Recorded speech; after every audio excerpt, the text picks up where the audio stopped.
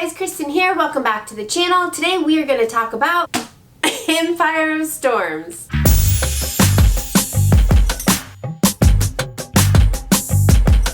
Whoa, this book is intense. What? I have been marathoning this series for the last couple of months, and now I am right there with the rest of you. I have to wait until the final book of this series releases next year. For those of you that have not read Empire of Storms, let me give you my spoiler-free thoughts on the book. First of all, I love that so many characters from the novella set are in this book. And if you haven't read the novella and you haven't read this book yet, I really highly recommend you go back and read that prequel novella set. I actually enjoyed Queen of Shadows a little bit more than Empire of Storms. I think that Empire of Storms had more action, but I think there was also a lot of time giving us the back information that we were missing in previous stories. It starts out with a chapter in the point of view of Elena. Oh my god, this starts with Elena's point of view. Plus, a lot of the point of views in this book were the characters other than Aelin. I did miss having more of Aelin's point of view. She was keeping a lot of secrets and making a lot of plans in this one, and because of that, we had to get points of views from other characters. Yes, I said in my last review of Queen of Shadows, I am on board with Aelin and Rowan. I get why he is the better mate for her, but you guys know how I feel about Chaol. Where's Chaol? Guess how often Chaol is in this book? None. Never. Not once. Where's Chaol? Not a single time. Chaol is mentioned a few times. They remind us that he's on that mission in the southern continent, but he never comes back in the whole rest of this book. Not one time. Seriously, where's Chaol? Chaol better be in the final book of this series. He better come back and join the gang. He better bring all the forces from the southern continent. He better have done some serious work there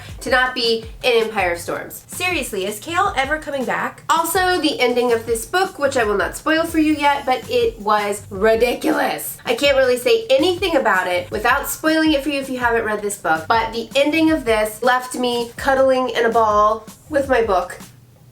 It was rough, guys. That's all I can say for those of you that haven't read this book. I am going to move in now to a more spoilery discussion of Empire of Storms, so if you haven't read it yet, go pick up your copy. I don't know what you're waiting for, and let's move on to talk about some of the craziness that went down in this book. Everything that's happened in this series, everything that's happened with Aelin, 100% Elena's fault. Elena, I'm a little disappointed in you, I'm not gonna lie. And then that scene in the tavern with Darrow and the other guys from Terrasen who didn't want Aelin to be the queen, I was really angry at them, and I really wanted Aelin to just light everybody in that tavern on fire. Aelin, light these guys up! And then we didn't see him like the rest of the book, so obviously he's gonna come back in the final book in the series when Aelin, oh yeah, Aelin's in an iron box somewhere.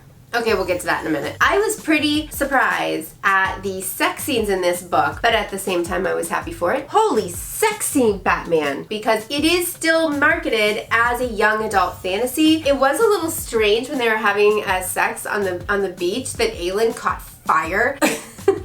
What?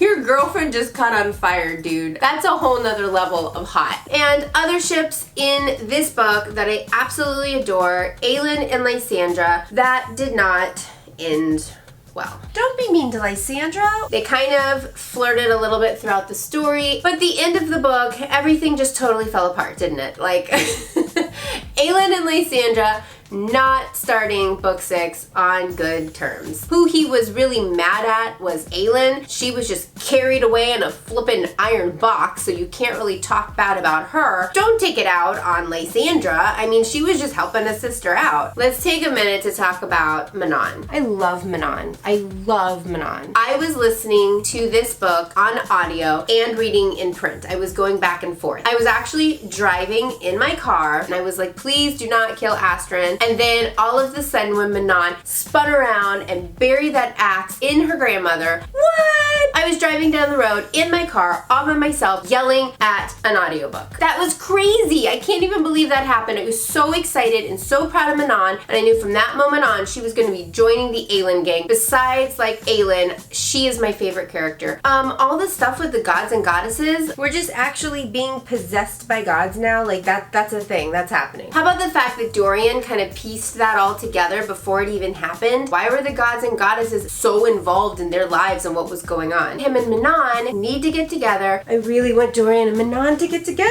and make witchling king babies that are super smart and really attractive. Oh, Alid and Lorcan. I was really kind of bored with their story. Alid, when everybody met up in like that final quarter of the book, I finally started to feel invested in Alid's story. I feel like Lorcan is like the poor man's Rowan and Alid is like the poor man's Aelin. But I will say that in the end, I came to like them. I think I like Lorcan a little more than Alid, to be honest. He really thought that he was doing the right thing there, and he just messed everything up. Speaking of Maeve, what happened at the end of the book? Everything is in preparation to battle Erewhon, and Maeve just comes out of nowhere. Okay, to be honest, who didn't see that coming? But still, the whipping and the mask and the iron box. What is this ending? What is this ending? Oh my god. And I can't believe that Aelin spent the entire flippin' book getting everything set up for all of her friends and family so that they could take back their country without her. Does she know these people at all? Rowan is not gonna let you rot in an iron box at the hands of Maeve. Of course they're coming for you. Of course they're coming for you, Aelin. So that's it. Those are my thoughts about Empire of Storms by Sarah J. Maas. The Throne of Glass series has definitely become one of my all-time favorite fantasy series that I have ever read. I am so in love with this series. Where's Chaol? Make sure that you subscribe to the channel if you haven't done that yet. Give the video a thumbs up, and I will see you guys soon with another video. Bye!